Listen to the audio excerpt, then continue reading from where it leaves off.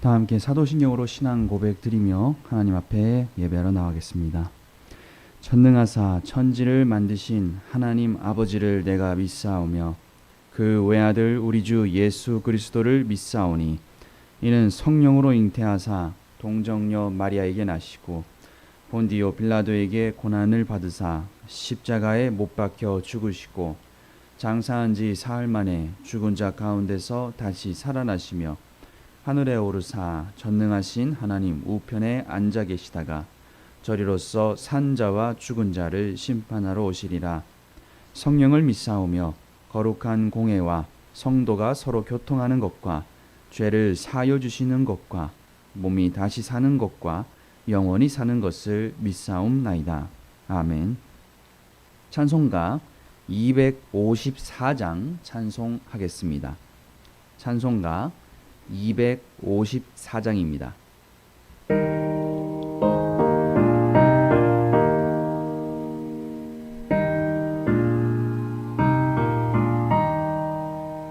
내 주의 보혈은 정하고 정하다 내 죄를 정케 하신 주 날 오라 하신다. 내가 주께로 지금 가오니 십자가의 보혈로 날 씻어 주소서. 약하고 추해도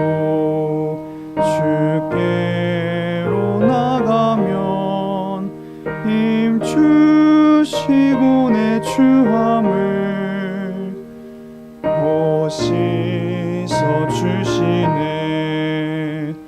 내가 주께로 지금 가오니 십자가의 보혈로 날 씻어 주소서. 날 오라 하심은 온전한 믿음과 또 사랑함과 평안함 다 주려 함이라.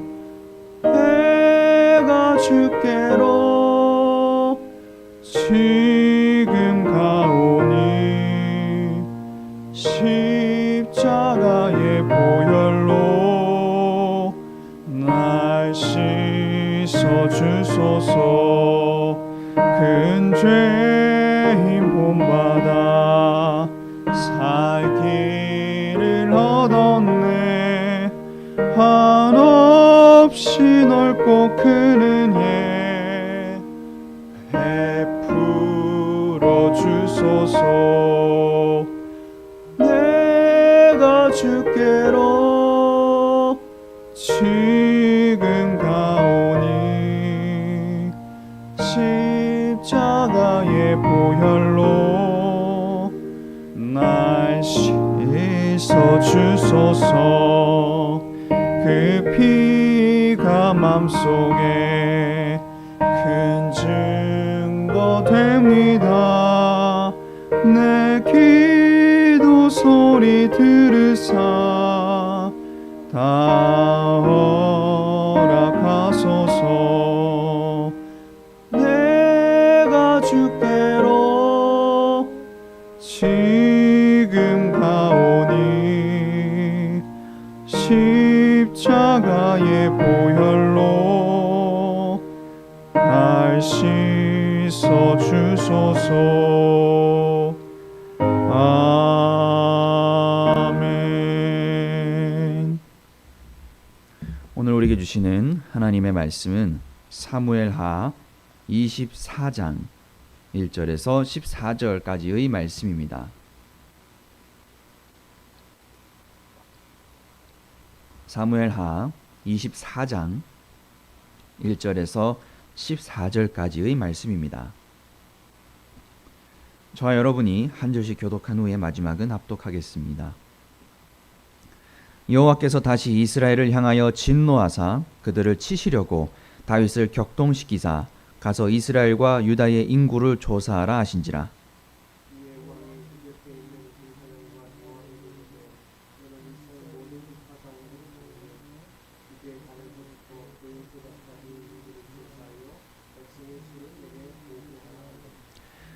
요압이 왕께 아뢰되 이 백성이 얼마든지 왕의 하나님 여호와께서 100배나 더하게 하사 내 주 왕의 눈으로 보게 하시기를 원하나이다. 그런데 내 주 왕은 어찌하여 이런 일을 기뻐하시나이까 하되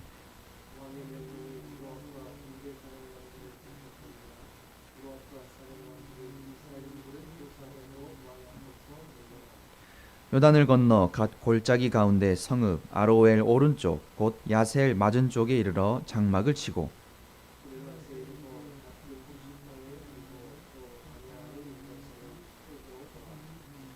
두로 견고한 성에 이르고 히위 사람과 가나안 사람의 모든 성읍에 이르고 유다 남쪽으로 나와 브엘세바에 이르니라.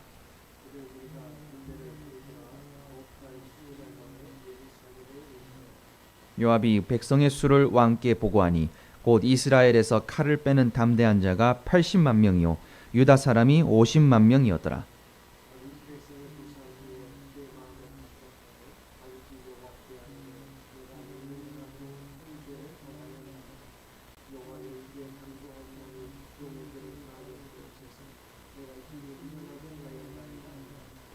다윗이 아침에 일어날 때에 여호와의 말씀이 다윗의 선견자 된 선지자 가세에게 임하여 이르시되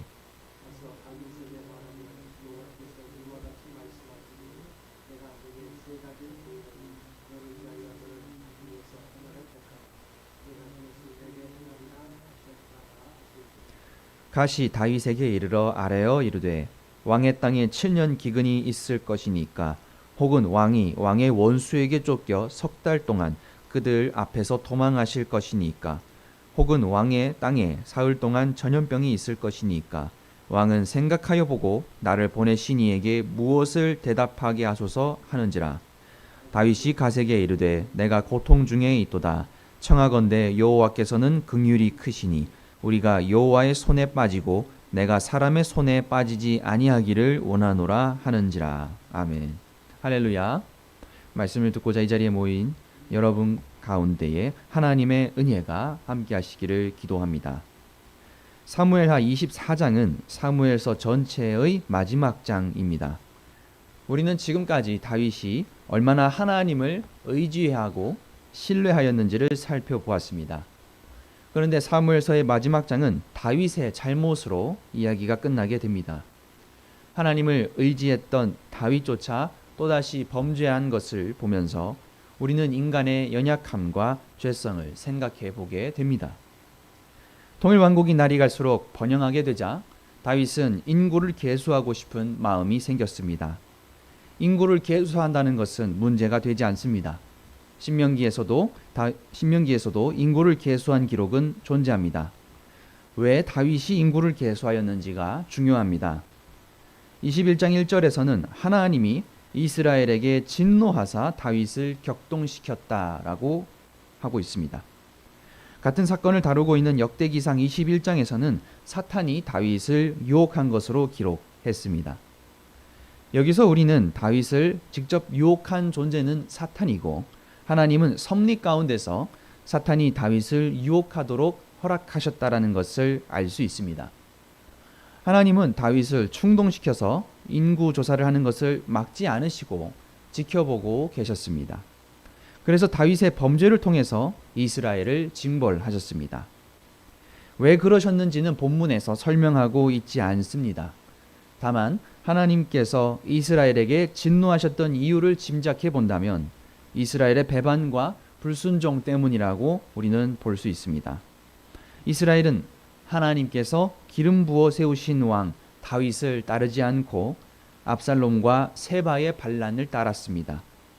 다윗이 비록 잘못을 하였다 하더라도 하나님께서 세우신 왕이었습니다. 이스라엘은 하나님에게 여쭈지 않고 다윗에게 곧바로 반역한 것은 하나님에 대한 반역이기도 했습니다. 2절부터 보게 되면 다윗은 요압과 그 수하 장군들에게 인구 조사를 시켰습니다. 누구에게 인구 조사를 시켰는지를 보면 군사 활동이 가능한 인원을 파악하고 싶었다는 것을 암시합니다. 다윗의 조사 명령을 들은 요압은 반대하였습니다. 다윗의 인구 조사는 눈에 보이는 백성의 숫자, 곧 군대의 크기를 파악하려는 동기였습니다. 언제나 하나님을 의지하였던 평소의 다윗이라면 시키지 않았을 명령이었습니다. 그러나 다윗은 강제적으로 명령을 따르도록 지시하였습니다. 이제 요압과 군사령관 그리고 휘하의 장수들은 명령을 따라 9달 이상을 국내를 돌아다니면서 인구 조사를 하였습니다. 요압은 조사 결과 이스라엘 전군의 규모는 80만이고 유다 쪽은 50만이라고 보고합니다.